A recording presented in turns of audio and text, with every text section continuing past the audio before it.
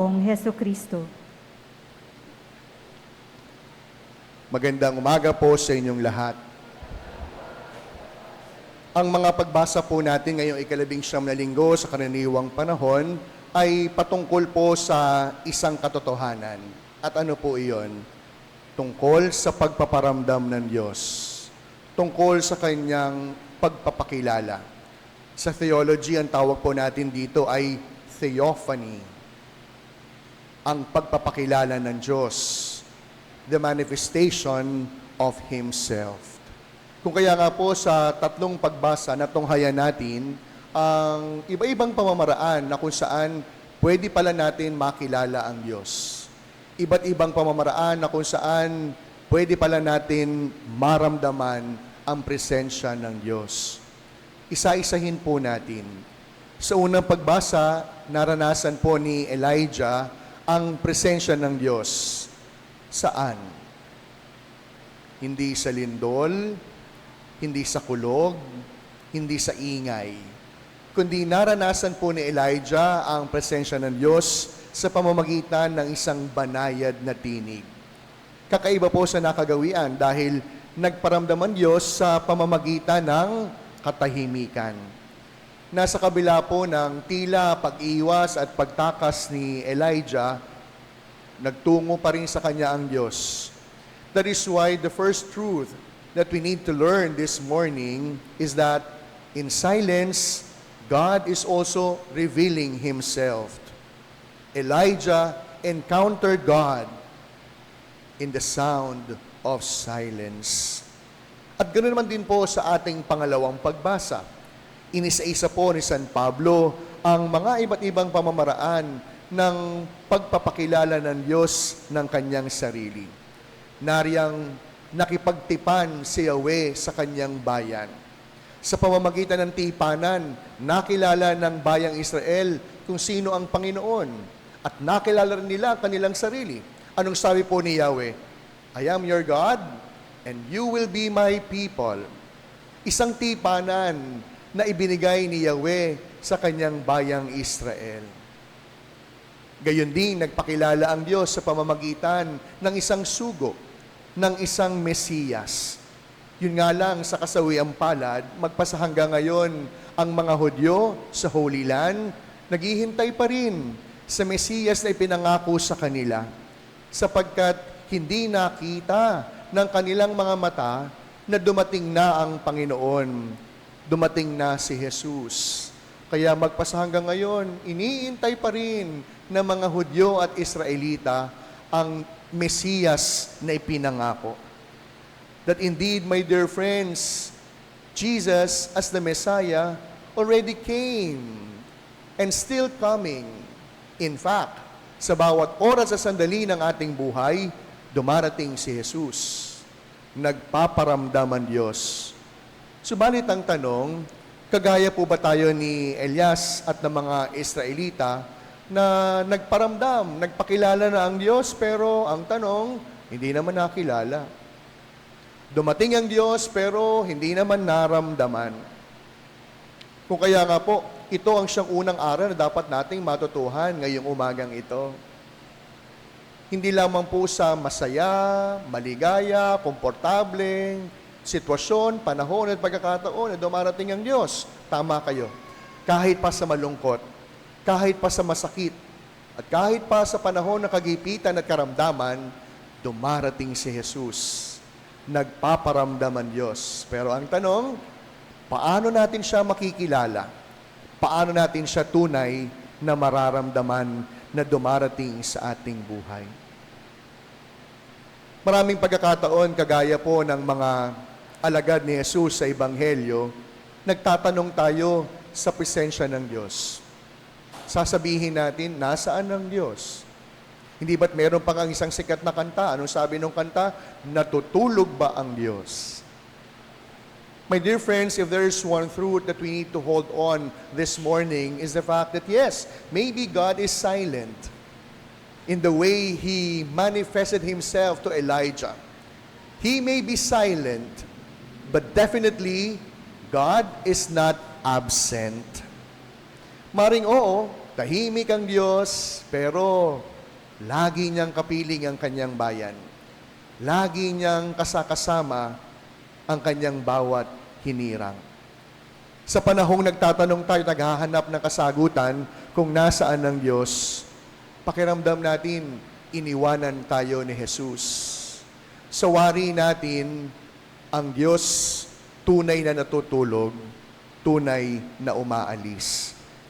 Sa Ebanghelyo, muli pong nagparamdam ang Panginoon na kahit nasa malayo, naramdaman marahil ni Jesus ang pagtawag ng kanyang mga kaibigan.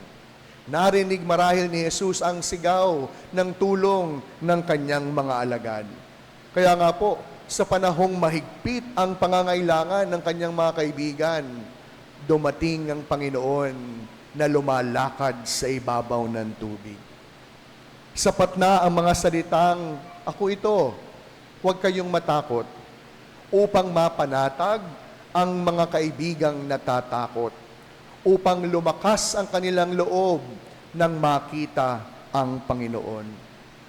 Mga minamahal ko mga kapatid, ang mga pagbasa po natin ngayon ay isang konkretong paalala ng presensya ng Diyos sa ating buhay. That God is always around, most especially during the times of our lives. Sa lahat ng oras at pagkakataon ng ating buhay. At kagaya ng aking nasabi, probably yes, He may be silent, but God is not absent. Marahil katulad po ng mga alagad, may mga pagkakataon po na kino-question po natin ang presensya ng Diyos. Sasabihin natin, tumawag ako ng tulong, pero hindi dumating ang Diyos. Nagdasal naman ako ng taimtim, pero parang walang sagot sa aking panalangin. Nasaan ang Diyos nung tayo ay nagkasakit? Maraming nagtatanong, nasaan ang Diyos nung panahon ng COVID? Nasaan ang Diyos nung masira yung ating pangarap? Nasaan ang Diyos sa mga oras ng bagyo at unos ng ating buhay? At kagaya po ni Pedro, dahil nagtanong tayo, at tila baga wala tayong sagot na matagpuan, nang hina at natakot tayo.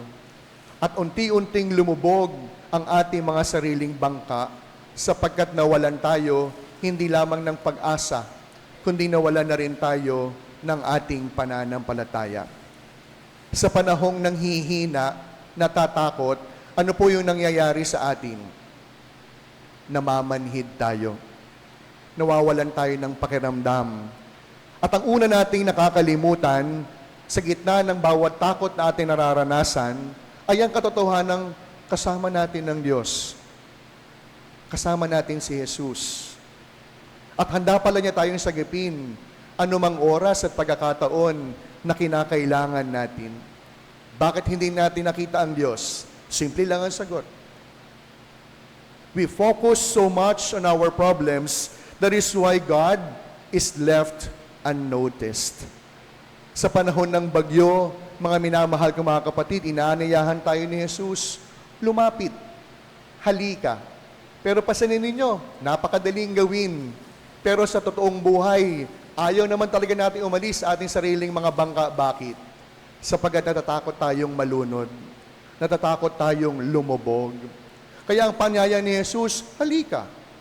Alam nyo, noong nagninilay po ako, naisip ko, minsan kinakailangan talaga nating umalis sa ating sariling mga bangka upang tunay na maramdaman at maranasan na ang Diyos hindi nagpapabaya. Minsan kinakailangan pong mabasa ng luha yung ating mga mata, hindi upang tayo ay para masaktan, kundi upang mas makita ng maliwanag ang mga bagay sa ating kapaligiran. Yung pong mga mahilig pong kumain po ng mga fishball, yung mga tokneneng, pansinin ninyo, yung mga fishball at tokneneng, kapag nilubog po ninyo sa sausawan, hindi lang po lumalambot. Kapag nilubog po sa sausawan, mas lalong sumasarap. At ganoon din po sa ating pang-araw-araw na buhay. May mga pagkakataon, kinakailangan nating dumaan sa maraming pagsubok, hindi upang sukatin yung ating pananampalataya, kundi kinakailangan dumaan sa maraming pagsubok upang lumabas tayong malakas at matagumpay pagkatapos ng unos. Minsan ko na pong naikwento sa inyo na dumalaw po ako sa isang prison nung kami po ay seminarista. Bahagi po yun ng aming apostolate. Sabi po ng isang preso doon, alam mo brother, tumigil na ako dating magdasal sa Panginoon ninyo dahil hindi niya ako pinakinggan. Sabi ko, ano ho ba yung dasal ninyo? Sabi niya, ang dasal ko lang naman noon, Panginoon, huling nakaw na namin to. O di ba? Kahit talagang bank robber, no? Nagdadasal yan. No? Sabi niya, huling nakaw na namin to, pagbigyan mo na kami kasi pagkatapos ng operasyon na ito, magbabagong buhay ako. Yun po yung dasal po niya. Pero sa kasawiang palad, nahuli po sila at 4 sa kanyang mga kasamahan napatay. At siya po ang naiwanang buhay, kaya ngayon siya'y nakakulong. Sa mahabang panahon, talagang nagalit po siya sa Diyos sapagkat isang dasal lang. Misa lang ako nagdasal, hindi pa ako pinakinggan. Pero alam niyo, habang kalaunan, tumatagal siya sa loob ng bilangguan, dinadalaw siya ng kanyang pamilya, nagbago yung kanyang pananaw. Ang sabi po ng preso, sa katunayan, brother, dininig ng Diyos yung panalangin ko. Nung sinabi ko sa Panginoon, huli na to. Pagkatapos ito, uuwi ako ng probinsya, magsasama kami ng aking pamilya, magbabago ako. Pero ano ang nangyari? Nahuli ako. At yung 4 kong kasamahan, wala sa bilangguan, kundi na doon sa sementeryo. Kaya napaisip daw siya. Tunay na pinagbigyan siya ng Panginoon na makapagbago. Kasi kung napatay siya sa kanilang operasyon, wala nang tatay ang kanyang anak. Wala nang tatay ang kanyang pamilya. Kaya nga po ngayong umagang ito, kung meron man tayong isang bagay na pwedeng panghawakan, dinidinig ng Diyos ang ating bawat panalangin, lalo't higit sa panahong sumisigaw tayo ng tulong upang kanyang sagipin. Subalit ang tanong, handa ba natin makita ang kanyang bawat pag-abot ng kamay upang tayo ay kanyang sagipin? Handa ba natin siyang makilala sa bawat pagkakataon na siya'y nagpaparamdam upang ang Diyos ay ating makita? Sa pagpapatuloy po ng ating pagdiriwang, sa misang ito, ano po yung biyayang dapat nating hingin? Humingi tayo sa Diyos ng biyaya, hindi ng katapangan. Sa panahong natatakot tayo, ano ang sagot, ano ang gamot sa takot? Hindi katapangan, kundi ang hingin nating biyaya, pagtitiwala. Sa panahong natatakot tayo, magtiwala tayo, darating si Jesus. Sa panahong natatakot tayo, magtiwala tayo, nariyan ang Panginoon. Sa panahong natatakot tayo, baka lumubog ang ating bangka, maglalakad si Jesus sa ibabaw ng tubig upang tayo ay kanyang sagipin. Subalit ang hamon, handa ba natin siyang makilala? Handa ba natin siyang tanggapin?